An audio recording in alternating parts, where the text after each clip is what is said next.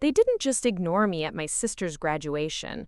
My father actually asked me to step out of the family photo. "We don't want people asking why our successful daughter is standing next to someone who couldn't even finish college," he said while my mother adjusted her pearls, and Rebecca smirked in her cap and gown. But what they didn't know was that 48 hours later, Harvard's dean would be offering me the most prestigious position in higher education.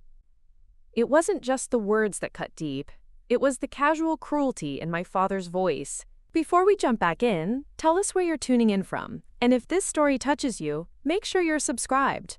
Because tomorrow, I've saved something extra special for you. Like dismissing me was as natural as ordering coffee. The entire graduation ceremony had been a parade of my inadequacies, disguised as Rebecca's celebration. Every time someone congratulated our family, my parents would beam with pride while steering the conversation away from me, as if acknowledging my presence might somehow diminish Rebecca's magna cum laude achievement. I stood there in that university courtyard, watching families pose for pictures, and felt like a ghost haunting someone else's success story. My simple black dress, the same one I'd worn to receive my Bronze Star medal 3 years earlier, suddenly felt shabby next to Rebecca's designer graduation outfit and my mother's Chanel suit. They saw a college dropout. They saw their disappointment made flesh. Class. But here's what they didn't know, what I was dying to tell them but couldn't yet. While they were planning Rebecca's celebration dinner at the country club, Harvard University's board of directors had been in emergency session for the past week, searching for someone to lead them through the biggest crisis in their 388-year history. While Rebecca was walking across that stage to collect her economics degree, Harvard's Dean of Academic Affairs had been reviewing my classified military file and the private consulting work I'd done for 3 Ivy League institutions over the past 18 months. The irony was suffocating. My father, a regional bank manager who treated his associate's degree like a doctoral dissertation, was lecturing me about educational failure. My mother, whose greatest academic achievement was a certificate in interior design, was nodding along like she was tenured faculty at MIT. And Rebecca, fresh out of undergraduate school with 0 real-world experience, was being hailed as the family genius, while I, the woman who had restructured educational systems in 2 war-torn countries and quietly consulted for some of America's most prestigious universities, was told to step aside for family photos. The college dropout label they loved throwing around conveniently ignored that I'd left University of Chicago in my junior year to serve 3 tours of duty in Afghanistan, where I designed and implemented educational infrastructure programs that served over 40,000 children. It ignored the master's degree in international policy I'd completed through correspondence while stationed in Kabul. It ignored the fact that Harvard, Princeton, and Yale had been competing for my consulting services for the better part of 2 years. They didn't see any of that. Just their damaged daughter who couldn't hack it in the real world. As the photographer called for another family shot, my father's voice rang out again. "Alexandra, maybe grab some more refreshments for everyone." It was his polite way of removing me from yet another moment that might require explanation.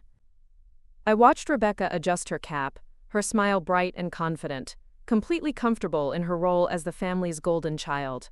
She'd never questioned why I left school, never asked about my military service, never wondered what I'd been doing with my life for the past 7 years. The truth was too complicated for their simple narrative. It was easier to have a failure and a success than to acknowledge that their definition of achievement was pathetically narrow. So I smiled, nodded, and walked toward the refreshment table, carrying their judgment like shrapnel I couldn't quite dig out.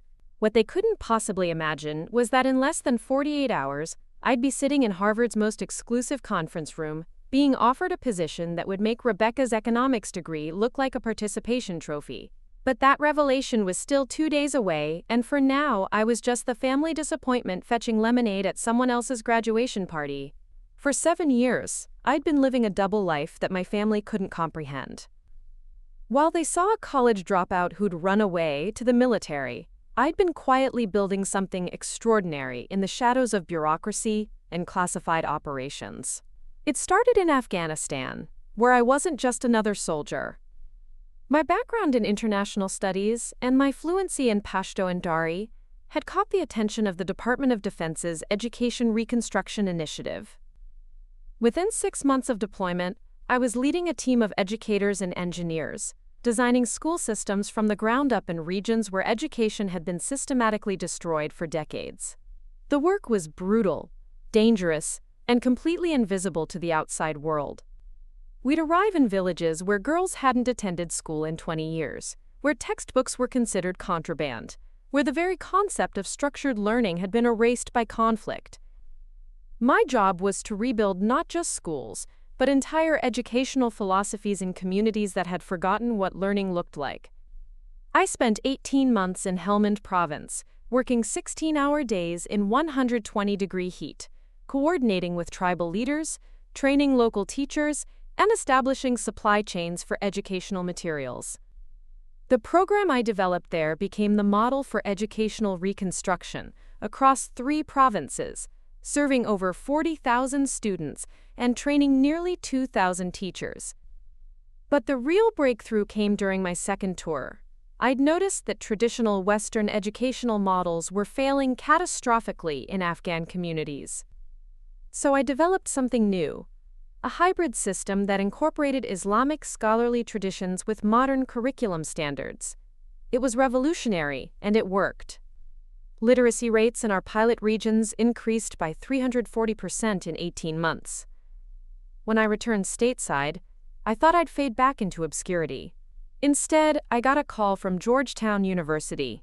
They'd heard about my work through Pentagon connections and wanted me to consult on their new international education policy program. Then came Princeton, asking me to review their Middle Eastern Studies curriculum. Then Yale, requesting my input on their conflict resolution research. While my family planned Rebecca's graduation party, I was ghostwriting policy papers that would influence American educational aid for the next decade. While they celebrated her magna cum laude achievement, I was quietly completing my master's degree in international policy through a classified program that allowed active military personnel to study at elite universities without public enrollment. The consulting work was supposed to be temporary, a way to transition back to civilian life. But word spread quickly through the tight-knit world of academic administrators. My methods weren't just theoretical, they were battle-tested, literally. I'd taken communities that had been educationally devastated and rebuilt them from nothing. I understood how to make education work in impossible circumstances. Harvard first reached out 8 months ago, not for consulting, for something bigger. They were facing a crisis that threatened the university's global reputation. International partnerships were failing, diversity initiatives were stagnating, and their educational outreach programs were being criticized as colonial and ineffective. They needed someone who understood how to bridge cultures, how to build educational systems that actually served communities, rather than institutional egos. The preliminary conversations were held in complete secrecy. Phone calls with encrypted lines, meetings in anonymous hotel conference rooms, background checks that went deeper than most government security clearances. They weren't just hiring a consultant. They were considering someone for the board of trustees, the governing body that made decisions affecting the entire university. But I couldn't tell my family any of this. Military consulting contracts came with strict non-disclosure agreements. The Harvard discussions were confidential until a formal offer was made. So I sat through family dinners, listening to lectures about my lack of direction, my failure to live up to Rebecca's example, my inability to make something of myself. They saw someone who'd abandoned her education to play soldier. I was actually someone who'd revolutionized education in some of the most challenging environments on Earth. They saw failure, where the most prestigious institutions in America saw expertise they desperately needed. The irony was suffocating, but the silence was necessary. Some achievements require patience, and mine was about to be worth the wait. The call came 41 hours after Rebecca's graduation ceremony, while I was still nursing the emotional bruises from being treated like the family's shameful secret. I was sitting in my small apartment in Arlington, Virginia, staring at the Bronze Star medal that my parents had never asked to see, when my encrypted phone buzzed with a number I didn't recognize. Ms. Alexandra Morrison? The voice was crisp, professional, with the kind of authority that made you sit up straighter even through a phone line. This is Dr. Catherine Whitmore, Dean of Academic Affairs at Harvard University. We need to meet. I'd been expecting a follow-up call about the consulting work I'd been doing for their International Programs Review Committee, but something in her tone suggested this was different. Bigger, more urgent. I'm calling personally because what we're about to discuss cannot go through normal channels, Dr. Whitmore continued. There's been a development that requires your immediate attention. Preparing and narrating this story took us a lot of time, so if you are enjoying it, subscribe to our channel. It means a lot to us. Now back to the story. Can you be in Cambridge tomorrow afternoon? 24 hours later, I was walking through Harvard Yard for the first time in my life, past red brick buildings that seemed to radiate centuries of academic tradition. Students hurried between classes, their backpacks slung casually over shoulders, completely unaware that they were attending an institution currently in the midst of its greatest leadership crisis in decades. Dr. Whitmore met me at the faculty club, a building so steeped in Ivy League elegance that I felt underdressed despite wearing my best suit. She was a woman in her early 60s, silver-haired and sharp-eyed, with the kind of intellectual intensity that made it clear why she'd risen to the top of Harvard's administration. "Ms. Morrison," she said, gesturing for me to sit in a leather chair that probably cost more than my monthly rent. "What I'm about to tell you is strictly confidential until we reach a formal agreement." She opened a folder that was easily 3 inches thick, filled with documents that bore Harvard's official seal. 3 days ago, our Board of Trustees chairwoman, Eleanor Cambridge, was forced to resign due to a scandal involving misappropriated international aid funds. The details aren't important, but the consequences are devastating. We're facing congressional investigations, international partnerships are collapsing, and our reputation for ethical leadership is in freefall. I listened, wondering why Harvard's internal drama required my involvement. Dr. Whitmore seemed to read my confusion. Your work in Afghanistan, your consulting with Georgetown and Princeton, your innovative approaches to educational reconstruction. We've been watching your career for the past 2 years. What you accomplished in Helmand Province, the hybrid educational models you developed, the way you bridged cultural divides that had seemed impossible to cross, that's exactly what Harvard needs right now. She leaned forward, her voice dropping to almost a whisper. We're not offering you a consulting position, Ms. Morrison. We're offering you Eleanor Cambridge's seat on the Board of Trustees. At 31, you'd be the youngest person ever appointed to Harvard's governing board. More importantly, you'd be the person tasked with rebuilding our international reputation and overhauling our global educational initiatives. The room seemed to spin. Board of Trustees at Harvard University, the governing body that made decisions affecting one of the world's most prestigious institutions, the kind of position that people spent entire careers trying to reach, and they were offering it to someone my family considered a failure. The appointment would be announced publicly next week, Dr. Whitmore continued, pending your acceptance. The position comes with a significant salary, access to resources most academics only dream of, and the opportunity to influence global education policy at the highest levels. I stared at the documents in front of me, trying to process what was happening. 48 hours ago, I'd been asked to step out of a family photo. Now Harvard University wanted me to help lead them into the future. What started as Harvard's internal crisis began to reveal itself as something far more sinister as I dove deeper into the documents Dr. Whitmore had provided. The resignation of Eleanor Cambridge wasn't an isolated incident. It was the tip of an iceberg that threatened to sink multiple prestigious institutions across the country. Over the next week, as I reviewed confidential files in a secure office Harvard had provided, I discovered a pattern that made my stomach turn. Cambridge hadn't been working alone. She was part of a network of university administrators and board members who had been systematically diverting international education funds for personal gain, using their positions of trust to exploit the very communities they claimed to serve. The scope was staggering. Princeton's African Education Initiative had mysteriously lost $12 million over 3 years. Yale's Middle Eastern Scholarship Program had been paying for luxury travel and phantom consulting fees. Georgetown's Refugee Education Project had built exactly 0 schools despite receiving $8 million in federal grants. These weren't accounting errors. They were calculated thefts disguised as administrative costs. But the pattern went deeper than simple embezzlement. As I cross-referenced the financial irregularities with the academic programs I'd been consulting on, I realized that legitimate educational initiatives were being deliberately sabotaged. Effective programs that actually helped communities were being defunded, while flashy, ineffective projects that generated good publicity and administrative kickbacks were receiving massive budgets. It was the opposite of everything I'd fought for in Afghanistan. While I'd been building sustainable educational systems that served real communities, these administrators had been building elaborate schemes that served only themselves. They were profiting off the promise of education while ensuring that actual learning never happened. The files revealed coded communications between board members at different universities, all discussing resource optimization and strategic partnerships. What they were really discussing was how to maximize their personal profits while maintaining plausible deniability. They had turned international education aid into their personal slush fund. Harvard's legal team briefed me on the federal investigation that was quietly underway. The FBI had been tracking suspicious financial flows for 18 months, but they needed someone on the inside to understand how the academic side of the conspiracy worked. Someone who understood both military operations and educational systems. Someone who could navigate the complex world of university politics while maintaining the integrity needed to expose corruption.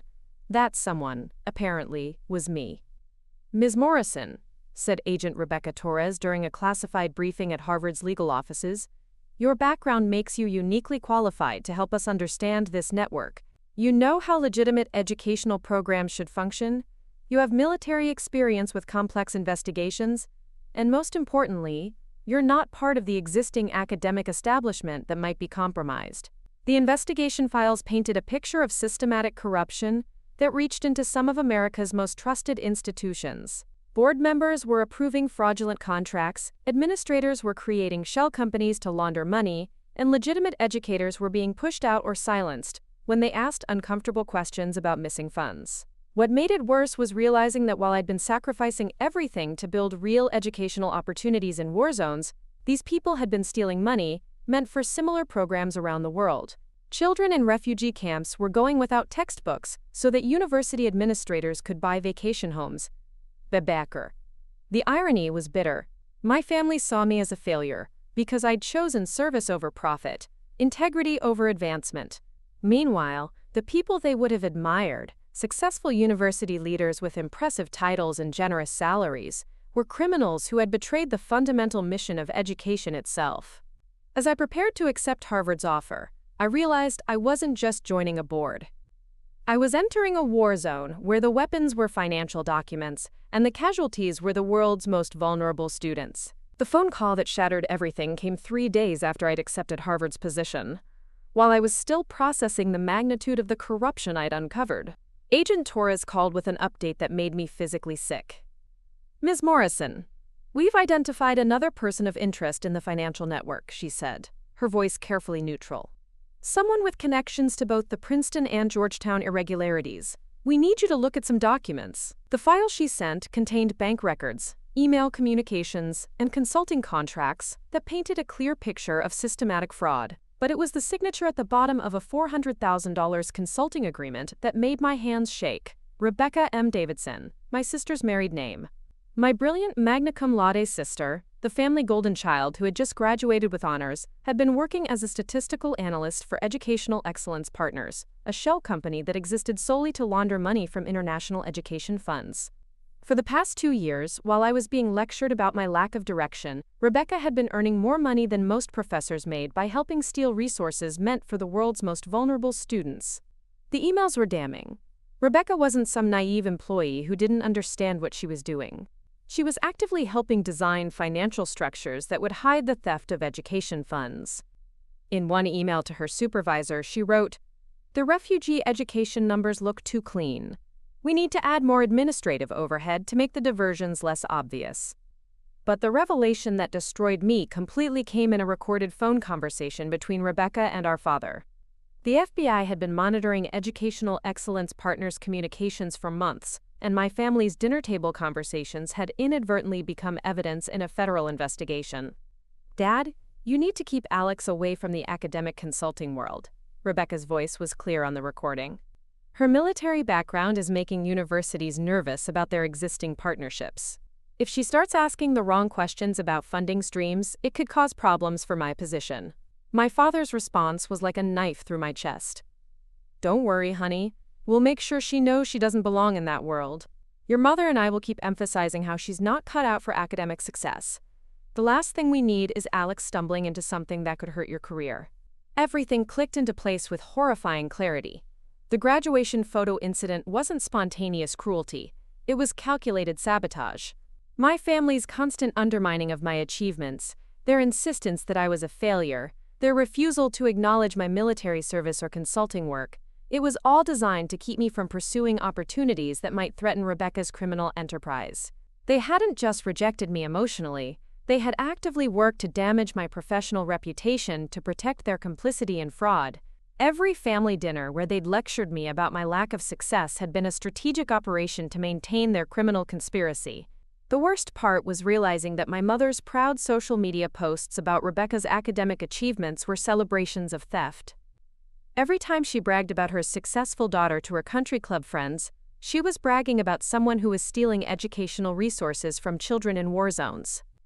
I sat in my apartment that night, staring at financial documents that proved my sister was a criminal and my parents were her accomplices, and realized that the family that had spent years calling me a disappointment had been projecting their own moral failure onto me. They hadn't rejected me because I was inadequate. They had rejected me because my integrity threatened their corruption. I drove to Rebecca's townhouse in Georgetown on a gray Saturday morning, carrying a folder full of evidence that would destroy her life. The manicured lawn and luxury cars in the driveway were monuments to stolen money, purchased with funds meant to educate refugee children and build schools in devastated communities. She answered the door in designer workout clothes, her face lighting up with the kind of fake sisterly warmth she'd perfected over the years. "Alex, what a surprise. Mom said you got some kind of consulting job? Can we talk inside?" I asked, keeping my voice steady despite the rage burning in my chest. Her living room was a showcase of expensive taste. Persian rugs, original artwork, furniture that cost more than most teachers made in a year. Every piece had been purchased with blood money, and she displayed it with the pride of someone who thought she'd earned it. "I know about Educational Excellence Partners," I said without preamble, placing the folder on her glass coffee table. "I know about the stolen education funds, the shell companies, and your role in laundering money meant for refugee schools." Rebecca's smile didn't waver, but something cold flickered behind her eyes. She picked up the folder, flipped through a few pages, then set it down with the casual indifference of someone who'd been expecting this conversation. "Oh, Alex," she said, settling into her leather armchair like she was about to deliver a lecture to a particularly slow student. "You always were too idealistic for your own good. You think the world runs on good intentions and moral clarity, but that's not how real change happens." "Real change?" I stared at her, incredulous. "You stole $8 million from programs designed to help children who have nothing." "I helped optimize resource allocation," she corrected, her tone maddeningly calm. "Do you know how much money gets wasted in international aid programs? How much disappears into corrupt local governments or inefficient NGOs? At least our consulting fees went to people who understood how to create sustainable impact." Sustainable impact? My voice rose despite my efforts to stay controlled. "You built 0 schools, educated 0 children, and lined your own pockets while kids in refugee camps went without textbooks." Rebecca stood up and walked to her window, gazing out at her perfectly landscaped yard. "You spent 3 years in Afghanistan building a handful of schools that will probably be bombed or abandoned within a decade. We redirected millions of dollars towards strategic partnerships that create lasting institutional change." "Strategic partnerships," I repeated. "Is that what we're calling fraud now?" She turned to face me, and for the first time, I saw the person she'd really become. Not my accomplished sister, but a sociopath who had convinced herself that theft was philanthropy. "You know what your problem is, Alex? You think small. You save a few hundred kids in some remote village and feel like a hero. Meanwhile, people like me work at the systemic level, creating frameworks that can impact millions of students worldwide. By stealing their funding, by redirecting inefficient spending towards sustainable solutions. The consulting fees we earned allowed us to continue our work, to build networks and relationships that create real change. Your little school building projects are feel-good theater. Our work is actual policy transformation. I stood up, my hands shaking with anger. Those children you're so casually dismissing? They're real people with real futures. Every dollar you stole was a textbook that didn't get printed, a teacher who didn't get trained, a classroom that didn't get built. And every dollar we redirected was invested in creating systems that will educate millions more children than your small-scale projects ever could, she shot back. You're upset because you can't see the bigger picture. The bigger picture, I said quietly, is that you're a criminal who betrayed everything education is supposed to represent. And worse, you convinced our parents to help you sabotage my career to protect your crimes. For the first time, her composed facade cracked slightly. They were protecting the family's interests. Sometimes that requires difficult choices. I picked up the folder and headed for the door. Enjoy your bigger picture, Rebecca. The FBI will be here Monday morning. That night, I sat in my apartment surrounded by evidence that could destroy my family and wondering if I had the strength to pull the trigger. Agent Torres had made it clear.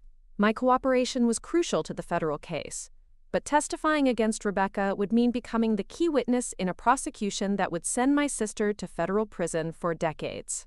The easy path was laid out in front of me like a golden highway. I could take the Harvard position, keep quiet about Rebecca's involvement, and let the investigation focus on the other conspirators.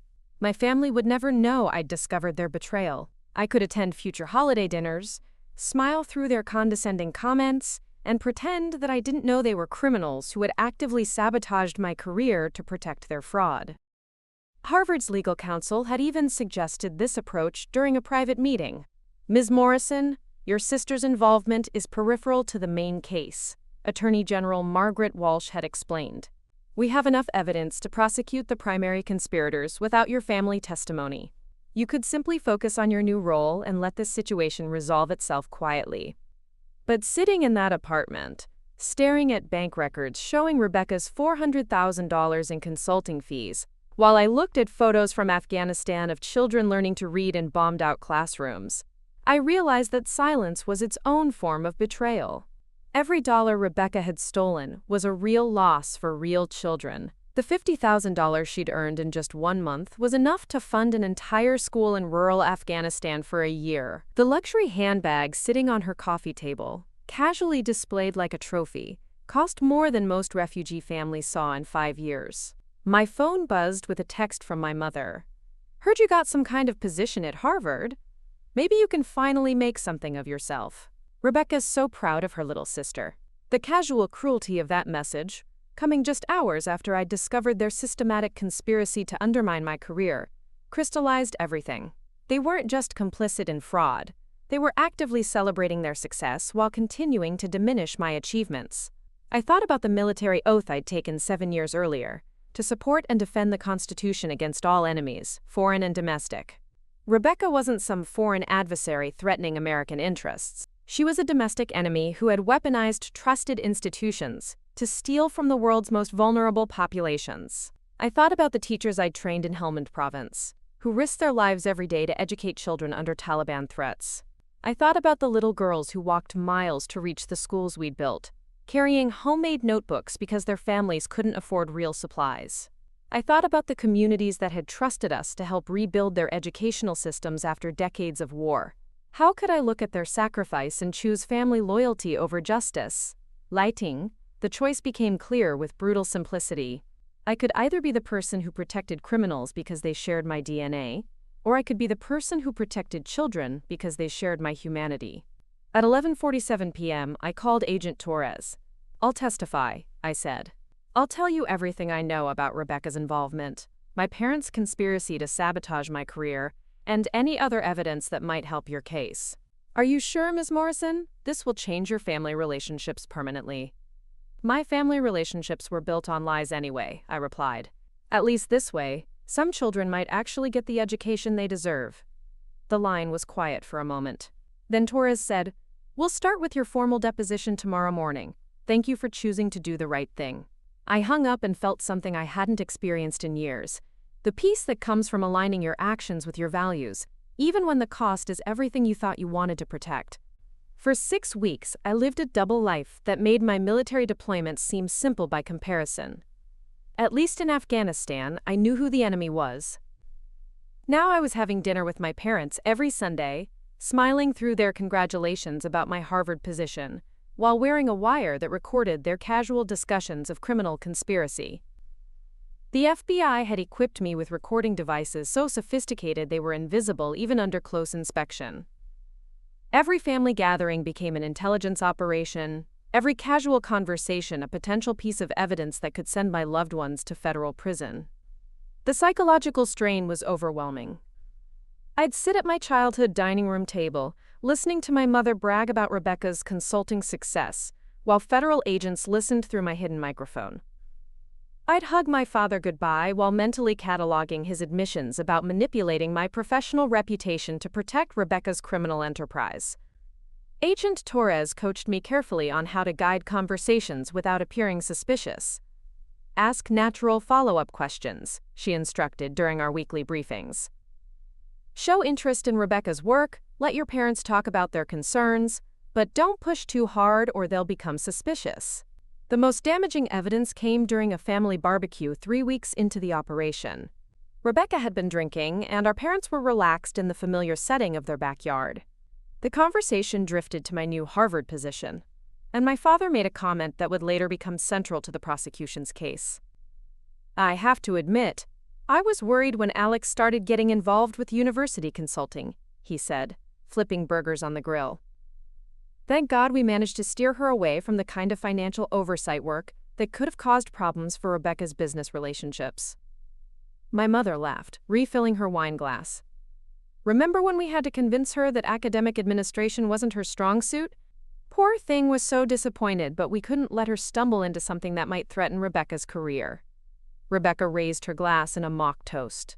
To family loyalty, she said with a smirk. Sometimes you have to protect people from their own ambitions. I smiled and clinked glasses with my sister while my hidden recorder captured her confession to years of systematic career sabotage. The federal agents listening in real time later told me it was one of the clearest admissions of conspiracy they'd ever recorded. But the operation's crown jewel came during a private conversation with Rebecca in my parents' kitchen.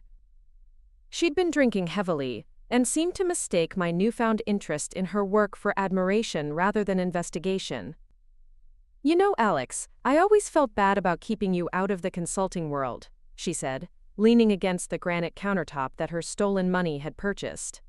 But you're too honest for this kind of work. You would have blown the whistle on our financial arrangements within a month. What do you mean? I asked, my heart pounding as I tried to sound casually curious. The beauty of educational excellence partners is that we're providing real value, she continued, apparently convinced that her criminal conspiracy was simply good business. Universities pay us to solve problems they can't handle internally. Sometimes that means redirecting funds from programs that don't work toward initiatives that do. Sometimes it means managing inconvenient oversight. It's not fraud. It's strategic resource optimization. I nodded encouragingly while my recording device captured her detailed explanation of money laundering techniques, bribery schemes, and the systematic theft of international education funds. The hardest moment came when she hugged me goodbye that night. I'm so proud of you for finally finding your place in the academic world, she whispered. Maybe now you can understand why success sometimes requires moral flexibility. I drove home that night with Rebecca's confession on tape, and the crushing knowledge that my family's love had always been conditional on my ignorance of their crimes. The arrests began at dawn on a Tuesday morning in November, 6 months after Rebecca's graduation ceremony. I was in my Harvard office reviewing proposals for genuine educational initiatives when Agent Torres called to tell me it was over. We executed warrants at 14 locations this morning, she said, her voice professional but carrying a note of satisfaction. Your sister was arrested at her townhouse at 6:12 a.m. Your parents were taken into custody at 6:45 a.m. The evidence you provided was crucial to securing these indictments. 23 people were charged in what federal prosecutors called the largest educational fraud conspiracy in American history. Rebecca faced 18 counts of money laundering, fraud, and conspiracy to commit theft of federal funds. My parents were charged as accessories to fraud and conspiracy to obstruct justice. Educational Excellence Partners and 6 other shell companies were dissolved, their assets frozen pending restitution proceedings. The trial lasted 8 months and became a media sensation that destroyed multiple academic careers and shattered public trust in international education programs. Rebecca's defense team tried to paint her as a naive analyst who didn't understand the scope of the criminal enterprise, but my recorded conversations demolished that strategy completely. When prosecutors played the recording of Rebecca explaining, quote, strategic resource optimization to a jury of 12 ordinary citizens, several jurors visibly recoiled. Her casual description of stealing money meant for refugee children while sitting in a kitchen paid for with stolen funds was devastating to her case. My testimony was the prosecution's centerpiece. For 3 days, I detailed how the conspiracy had operated, how my family had sabotaged my career to protect their criminal enterprise, and how legitimate educational programs had been systematically defunded to maximize personal profits. Rebecca's attorney tried to discredit me during cross-examination, suggesting that my cooperation with the FBI was motivated by jealousy of my sister's success. "Isn't it true, Ms. Morrison, that you resented your sister's academic achievements?" he asked. "I resented my sister's crimes," I replied. "Achievement built on theft isn't success. It's evidence of moral bankruptcy." The jury deliberated for less than 6 hours. Rebecca was convicted on all counts and sentenced to 12 years in federal prison. My parents received 4 years each for conspiracy and obstruction of justice. The judge ordered $18.7 million in restitution to be paid to international education programs, effectively bankrupting my family's comfortable lifestyle. But the convictions were only the beginning of the justice. Harvard used the trial revelations to completely overhaul their international programs, implementing oversight measures I'd helped design.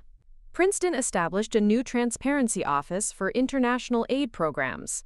Georgetown created an ethics committee with genuine authority to investigate financial irregularities. Most importantly, the recovered funds were redirected to legitimate educational initiatives.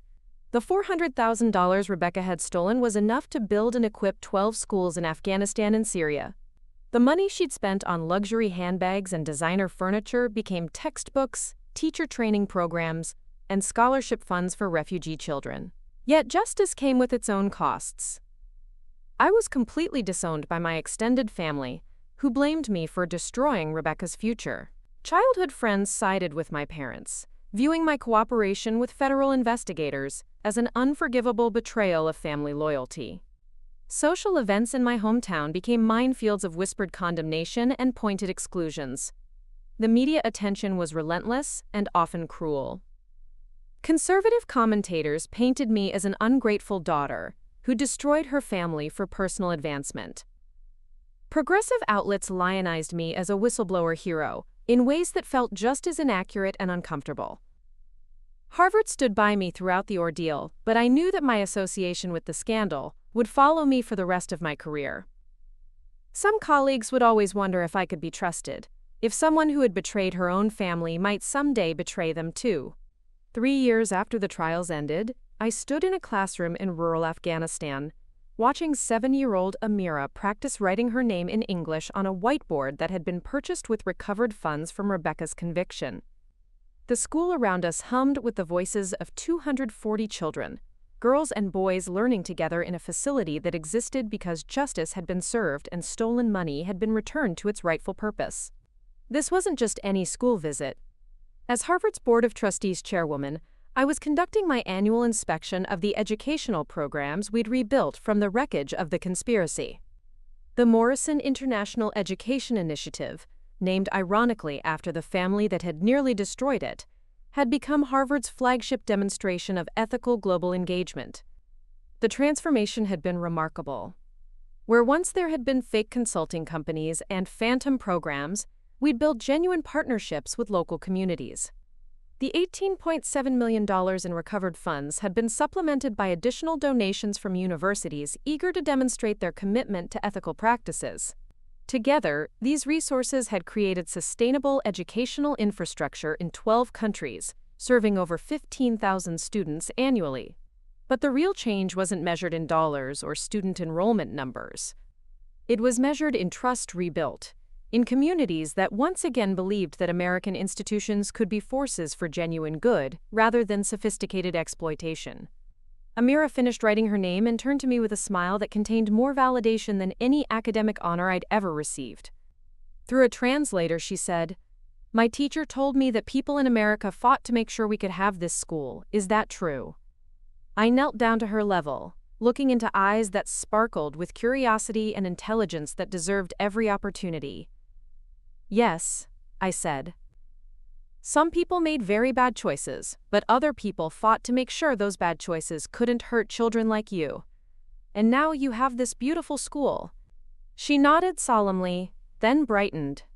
"When I grow up, I want to be a teacher like Miss Sarah," she said, pointing to her instructor, a young Afghan woman we'd trained through the program. "I want to help other children learn to read." As I watched Amira return to her lesson, I thought about the journey that had brought me to this moment.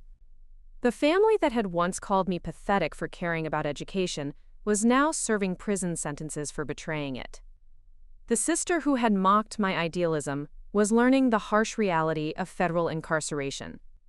The parents who had sabotaged my career to protect their criminal enterprise had lost everything they'd stolen and everything they'd legitimately earned. But I had found something they never understood: the difference between success and significance. My position at Harvard had evolved far beyond what anyone had initially envisioned. As the youngest Board of Trustees chairwoman in the university's history, I'd led a complete overhaul of how prestigious American institutions approached international education. The Morrison Protocols, a set of oversight standards I'd developed based on my military experience and painful personal lessons, had been adopted by over 200 universities worldwide. The protocols weren't just about preventing fraud, they were about ensuring that educational aid actually educated people. Every program required community involvement in planning, transparent financial reporting, and measurable outcomes for student learning.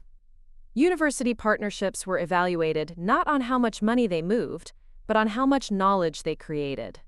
The irony wasn't lost on me that my family's betrayal had ultimately made me more effective at the work I'd always wanted to do. My experience with corruption had given me insights into how to prevent it. My military background had taught me how to build systems that could function under pressure.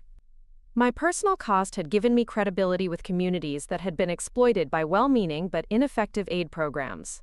Harvard's international reputation had not only recovered from the scandal, it had been enhanced by our response to it. We'd become the gold standard for ethical educational partnerships, and universities around the world sent delegations to study our oversight methods. But the most meaningful validation came from the communities we served. Last month, I'd received a letter from a village elder in Syria where we'd established a teacher training program. Before, when Americans came with promises of education, we waited to see what they would steal, he'd written. Now we know that some Americans understand that education is not something to be taken, but something to be given. The personal costs of my choices had been severe and permanent. My relationship with my extended family never recovered. Cousins who had grown up attending my birthday parties now crossed the street to avoid speaking to me. Former family friends treated me like a pariah who had violated sacred bonds of loyalty for personal gain. But I'd found a new kind of family among colleagues who shared my values: military veterans who understood the cost of moral courage, and educators around the world who believed that knowledge was humanity's greatest renewable resource. 6 months ago, I'd spoken at Rebecca's parole hearing via video conference. She'd served 3.5 years of her 12-year sentence and was requesting early release for good behavior. Her attorney had asked me to provide a character reference, hoping that family reconciliation might influence the parole board. Looking at my sister through the screen, I saw someone who had aged dramatically in prison, but still hadn't fully grasped the magnitude of what she'd destroyed. When given the opportunity to speak, she'd apologized to me for, quote, the misunderstanding that led to this unfortunate situation. There was no misunderstanding, Rebecca, I'd told the parole board. There was a choice between serving children or serving herself, and she chose herself. Until she acknowledges that choice honestly, I don't believe she's ready to be trusted with anyone else's future. The parole was denied. Yesterday, I'd received an unexpected email from my mother. She was being released from federal prison next month after serving her full 4-year sentence. "I know you probably don't want to hear from me," she'd written, "but I wanted you to know that I've spent a lot of time thinking about what we did to you. I'm not asking for forgiveness, but I want you to know that I finally understand why you made the choices you did. I hadn't responded yet. Perhaps I would, perhaps I wouldn't." Forgiveness was something I was still learning to navigate, and I'd discovered that healing didn't require reconciliation with people who had chosen criminality over family loyalty. Standing in that Afghan classroom, watching children learn with resources that had been stolen and then recovered through justice, I realized that some stories don't end with family reunions or Hollywood reconciliations. Sometimes they end with the quiet satisfaction of knowing that your choices created more light than darkness, that your sacrifices served something larger than your own comfort. Amira finished her lesson and walked over to me one more time. "Miss Alexandra," she said in carefully practiced English, "thank you for our school." I smiled, thinking of all the people who had called me pathetic for caring about moments exactly like this one.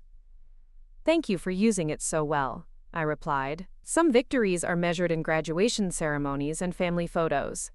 Others are measured in 7-year-old girls who can write their names because someone chose justice over comfort, truth over loyalty, and the future over the past. Up next, you've got 2 more standout stories right on your screen. If this one hit the mark, you won't want to pass these up. Just click and check them out. And don't forget to subscribe and turn on the notification bell so you don't miss any upload from us.